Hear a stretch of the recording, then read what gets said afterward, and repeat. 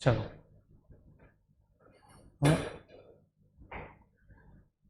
नमस्कार, जय हिंद साथियों। स्वागत है आपका कौटिल्य एकेडमी के ऑनलाइन प्लेटफॉर्म पर और मैं हूं आपके सामने दुर्गा राजपूत। आज से हम हिंदी की एकदम पूरी बेसिक से लेकर एक सीरीज स्टार्ट करेंगे जहां पर आपको संपूर्ण हिंदी मिलेगा। ठीक है, आप किसी भी कॉम्पिटिटिव एग्जाम की तैयारी कर रहे हो तो आप इस वीडियो के माध्यम से अपनी तैयारी को भरपूर कर सकते हो, जहां पर आपको हर एक टॉपिक के बाद उससे संबंधित क्वेश्चंस भी मिलेंगे। उन क्वेश्चंस को भी हम डिस्कस करेंगे। तो चलिए आज से स्टार्ट करते हैं। हमारा पहला वीडियो है ये हिंदी का, और आज हम स्टार्ट करेंगे हिंदी के सबसे पहले टॉपिक को, जिसका नाम है वर्णमाला। ठीक है, हिंदी का सबसे बेसिक टॉपिक है और सबसे इंपॉर्टेंट टॉपिक है, क्योंकि यहां पर हम क्या हमारा बेस तैयार करते हैं। हम कोई भी नई भाषा सीखते हैं तो सबसे पहले हम उनकी ध्वनियों का ज्ञान लेते हैं कि इसमें कौन सी ध्वनि यूज की जाती है, इस भाषा में कौन कौन से जो है साउंड होते हैं और उन साउंड को कैसे रिप्रेजेंट किया जाता है, यानी किन वर्णों में जो है रिप्रेजेंट किया जाता है और वो वर्णों का क्रम क्या है। उन वर्णों के सिस्टमेटिक अरेंजमेंट को ही हम क्या कहते हैं, वर्णमाला, यानी वर्णों के क्रमबद्ध एवं व्यवस्थित समूह को हम वर्णमाला कहते हैं। इंग्लिश में इसको क्या बोलते हैं, अल्फाबेटिक सिस्टम। ठीक है, तो ये हमारा आज का पहला टॉपिक रहेगा और ये बड़ा टॉपिक है। कम से कम इसको हम 3 या 4 लेक्चरों में कवर करेंगे। अगर ये कॉन्सेप्ट क्लियर है तो आप संधि भी आसानी से पढ़ सकते हो, समास भी आसानी से पढ़ सकते हो। ये आगे तक जो आपको काम में आएगा। चलिए, तो सबसे पहले क्वेश्चन आपसे पूछा जाता है कि वर्णमाला किसे कहते हैं, है ना। वर्णमाला किसे कहते हैं? अभी मैंने आपको बताया कि वर्णों के व्यवस्थित एवं क्रमबद्ध समूह को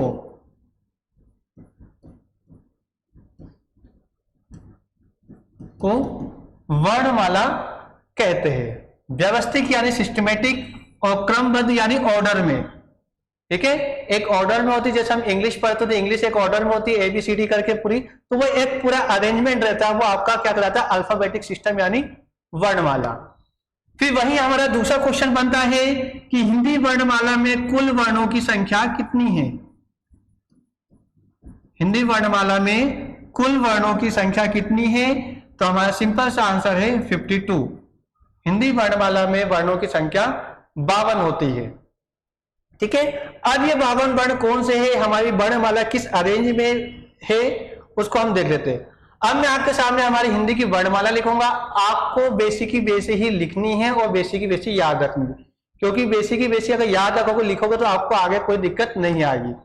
ठीक है, चलो मैं आपके सामने वर्णमाला लिख रहा हूं, है ना। फिर से हम पहली दूसरी क्लास में पहुंच जाते हैं। यहां से आ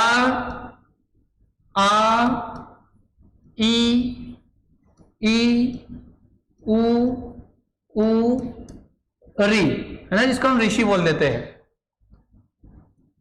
ए आई ओ औ। ठीक है,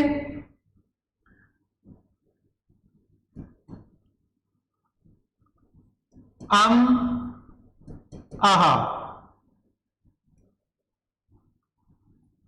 क ख ग घ इंग, च छ ज झ इय,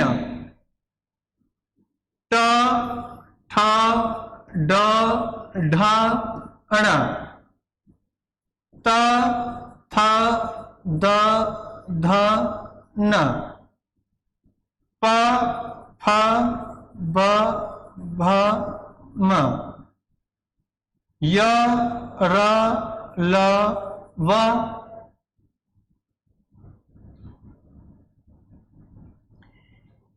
इक्षत्र श स स ह,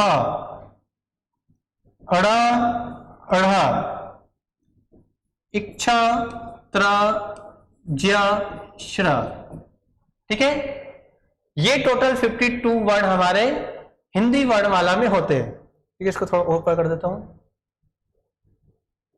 दिख रहा है आपको? चलो, ये टोटल 52 वर्ण हमारे होते हैं। अब जैसे हम इंग्लिश पढ़ते तो इंग्लिश में जो अल्फाबेट होते हैं, अल्फाबेट को हम दो भागों में बांटते हैं इंग्लिश में, एक को बोलते हैं वॉवेल्स और दूसरे को बोलते हैं कॉन्सोनेंट्स, यानी स्वर और व्यंजन। तो अगला क्वेश्चन हमारा यही बनता है कि हिंदी वर्णमाला में हमने वर्णों को कितने भागों में बांटा है। तो हिंदी वर्णमाला के वर्णों को हमने 3 भागों में बांटा है। सबसे पहला स्वर, दूसरा व्यंजन और तीसरा है आपका आयोगवाह। ठीक है, तो हमारा फिर क्वेश्चन बनता है कि हिंदी वर्णमाला में स्वरों की संख्या कितनी है। तो जो स्टार्टिंग के 11 दिख रहे हैं आपको, आ से लेके आउ तक, ये हमारे होते स्वर। तो हिंदी वर्णमाला में स्वरों की संख्या कितनी है? 11। फिर उसके बाद आपके आते हैं क से लेके आपका ह तक। ठीक है, क से लेके आपकी ह वाली लाइन तक, श श श ह तक, ये कहलाते हैं आपके व्यंजन। इनकी संख्या टोटल कितनी है? 33। ठीक है, तो हिंदी वर्णमाला में व्यंजनों की संख्या कितनी है? 33। फिर आपके देखो बीच में अम और आहा, ये 2 लेटर जो है, 2 वर्ण जो है अल्फाबेट बच गए हैं, इनको बोला जाता है आयोगवाह। इनको क्या बोला जाता है? आयोगवाह बोला जाता है इनको। ठीक है, अब आप बोलोगे सर ये क्या है? फिर अड़ा ढ इच्छा त ज श, तो ये भी आपके व्यंजन ही होते हैं, लेकिन मुख्य रूप से व्यंजन की श्रेणी में नहीं आते, क्योंकि इन्हीं से मिलकर बने होते हैं। मुख्य रूप से आपके 33 ही आपके जो है व्यंजन माने जाते हैं। ठीक है, तो फिर से रिपीट कर रहा हूं कि हिंदी वर्णमाला में जो है स्वरों की संख्या 11 है, आयोगवाह की संख्या 2 है और व्यंजन की संख्या कितनी है? 33, यानी 33 हमारी व्यंजन है। इतना क्लियर? अब हमें डिटेल में क्या देखना है? स्वरों को देखना है, व्यंजन को और आयोगवाह को हमें डिटेल में देखना है, क्योंकि यहां से जो आपके क्वेश्चन फिर बनते हैं। चलो, अब वर्णमाला से कहते हैं, वर्णमाला से क्या क्या क्वेश्चन आ जाएंगे? सिंपल आ जाएगा कि क वर्ग का तीसरा वर्ण कौन सा? तो क वर्ग का तीसरा कौन सा? ग होता है ना? इसी प्रकार पूछे क के बाद कौन सी लाइन आती है? क के बाद च आता है, च की लाइन आती है। या च वर्ग के बाद कौन सी वर्ग की लाइन? च के बाद ट वर्ग की लाइन आती है। इसके अलावा जो हमारी हिंदी डिक्शनरी होती है, अभी डिक्शनरी की बात करें तो डिक्शनरी भी किस ऑर्डर में होती है? अल्फाबेटिक ऑर्डर में, है ना? अगर आपको वर्णमाला पता है और आपसे कोई शब्द पूछा है या फिर शब्द आप खोज रहे हो, तो आप वर्णमाला को याद है तो आपको पता हो कि ट लाइन का खोजना, ट वाला लाइन का किसके बाद खोजूंगा मैं? या फिर झ के बाद खोजूंगा, है ना? तो हिंदी डिक्शनरी में भी आपको अगर वर्ण ढूंढना तो उसके लिए आपको वर्णमाला काम आएगी, कौन सा वर्ण जो किसके बाद आता है। ठीक है, अब इन सबको हम क्या करते हैं? डिटेल में देखते हैं। सबसे पहले हम देखते हैं स्वर। स्वर क्या होते हैं?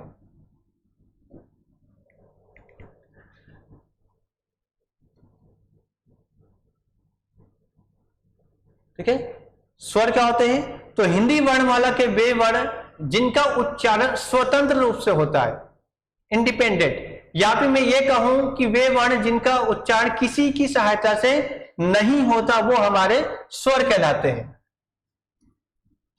वे वर्ण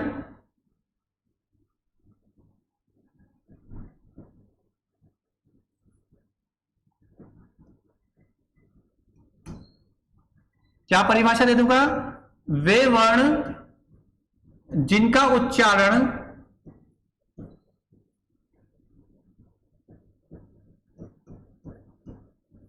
स्वतंत्र रूप से होता है,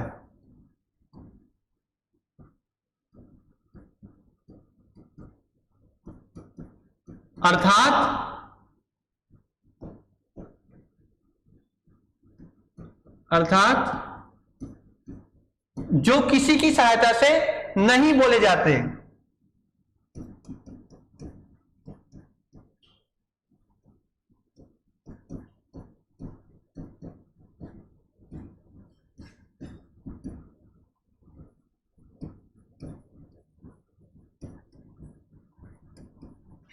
क्या कहलाते हैं? स्वर कहलाते हैं।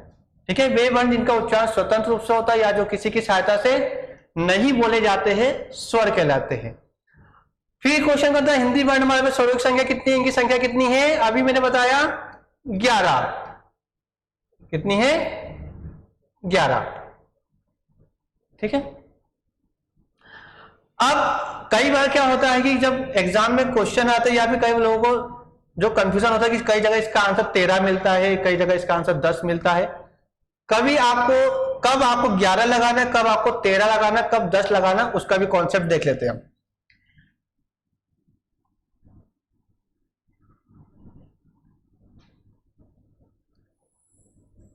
ठीक है, आपको कब 10 आंसर लगाना है, कब 13 लगाना है या कब 11 लगाना है, उसका कॉन्सेप्ट हम देख लेते हैं।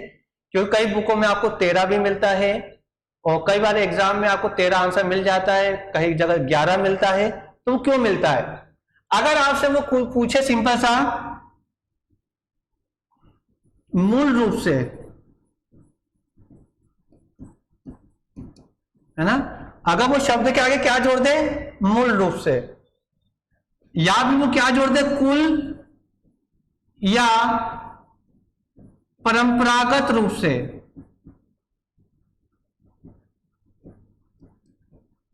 या फिर वो बोल दे उच्चारण के आधार पर,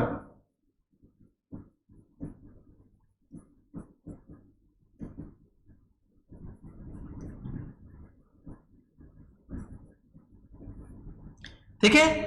ये 3 शब्द अगर वो स्वर के पहले जोड़ दे, है ना, अगर वो सिंपल से पूछे कि हिंदी वर्णमाला में स्वर कितने हैं, या फिर ये बोल दे कि मूल रूप से कितने स्वर, तो आपका आंसर 11 हो जाएगा। ठीक है, अगर स्वर के आगे कुछ भी नहीं जोड़ता या फिर वो ये बोल दे मूल रूप से, है ना, क्या बोला मैंने, हिंदी वर्णमाला में कितने स्वर है, बस ऐसा बोल दे, या फिर हिंदी वर्णमाला में मूल रूप से कितने स्वर मानेगा, तो आपका आंसर 11 हो जाएगा। लेकिन वो बोल दे कि हिंदी वर्णमाला में कुल कितने स्वर है, कुल शब्द जोड़ दिया, या फिर परंपरागत रूप से कितने स्वर माने गए हैं, तब हमारा आंसर हो जाएगा 13। यानी उसमें अम और आहा को भी हम जोड़ देंगे, है ना, अम और आहा को भी जोड़ देंगे, तो ये आपके हो जाएंगे 13। क्योंकि स्टार्टिंग से परंपरागत यानी प्राचीन समय से जो अम और आहा को हम स्वर की कैटेगरी में ही रखते थे। आयोग भाग का कॉन्सेप्ट तो ये बाद में आया।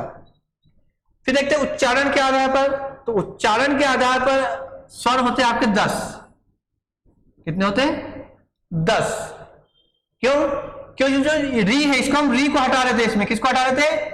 री को, क्योंकि इसका उच्चारण र के समान होता है, इसलिए इसको हम हटा देते। तो 11 में से 1 हट गया, तो आपको कितने बचे? 10।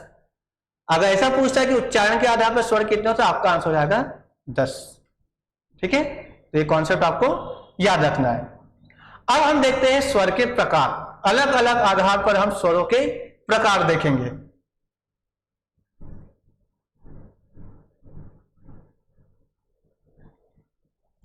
किन किन आधारों पर हम स्वरों को क्लासिफाई करेंगे?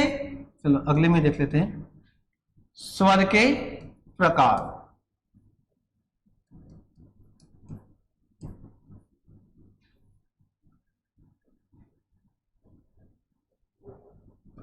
अलग अलग आधार पर देखेंगे। सबसे पहले हम देखेंगे उत्पत्ति के आधार पर।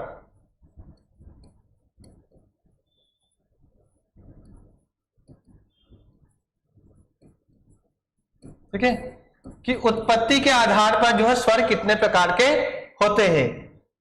दूसरा हम देखेंगे उच्चारण काल के आधार पर, यानी उच्चारण करने में कितना टाइम लग रहा है, उच्चारण काल।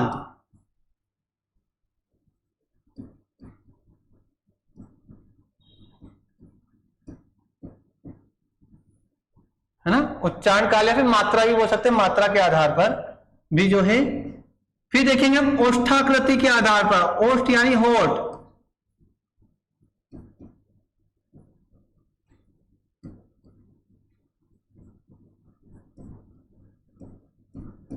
ठीक है, ओष्ठाकृति के आधार पर जो स्वर कितने प्रकार के होते हैं। फिर हम देखेंगे जाति के आधार पर स्वर कितने प्रकार के होते हैं।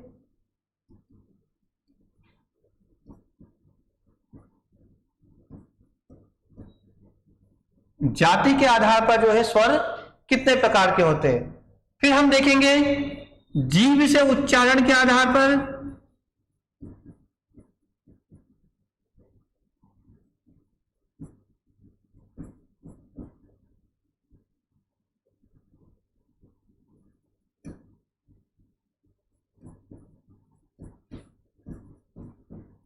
ठीक है, जीभ से उच्चारण के आधार पर जो स्वर कितने प्रकार के होते हैं।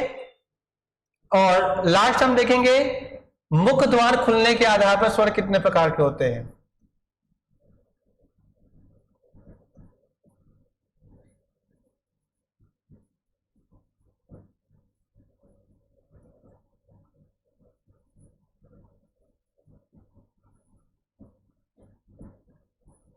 मुख द्वार खुलने के आधार पर जो स्वर कितने प्रकार के होते हैं।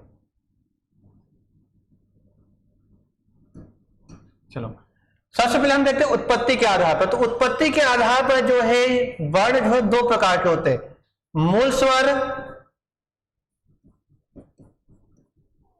स्वर और दूसरा होता है आपका संधि स्वर। ये दो प्रकार के जो है स्वर होते हैं, मूल स्वर और संधि स्वर। ठीक है, नहीं दिख रहा तो मैं थोड़ा इधर कर देता हूं उसको, ये ठीक है। दो प्रकार के होते हैं, मूल स्वर और संधि स्वर। उच्चारण के आधार पर तीन प्रकार के होते हैं, मूल स्वर या फिर लघु स्वर या फिर ह्रस्व स्वर। दूसरा होता है दीर्घ स्वर और तीसरा होता है प्लुत। हालांकि प्लुत का कॉन्सेप्ट अब हिंदी में नहीं है, फिर भी हम पढ़ते हैं, ठीक है। प्लुत स्वर औष्ठाकृति के आधार पर जो है ये आपके दो प्रकार के होते हैं, वृत्ताकार और दूसरा अवृत्ताकार।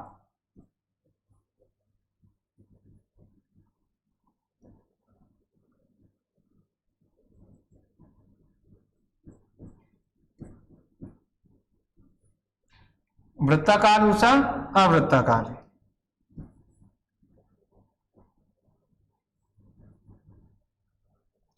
जाति के आधार पर दो प्रकार के होते हैं, सजातीय और दूसरा विजातीय।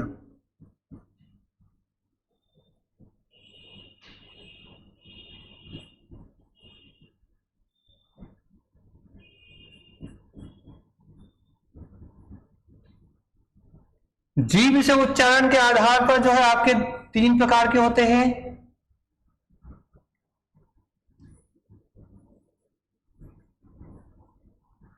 अग्रस्वर, मध्य स्वर और तीसरा होता है आपका पश्च स्वर। ठीक है, जीभ से उच्चारण के आधार पर तीन प्रकार के आपके स्वर होते हैं। और लास्ट है मुख द्वार खुलने के आधार पर। तो मुख द्वार खुलने के आधार पर जो है आपके चार प्रकार के स्वर होते हैं। कौन कौन से होते हैं? विव्रत,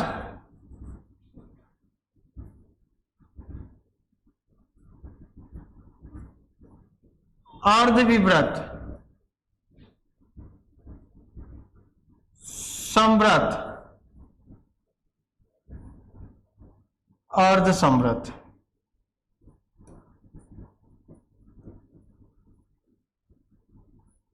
ठीक है, तो ये है आपका पूरा क्लासिफिकेशन स्वर का। इन्हीं को हमें जो है डिटेल में देखना है। ठीक है, मैं एक बार पूरा आपके सामने पूरा कर देता हूं, छोटा करके। चलो, ठीक है।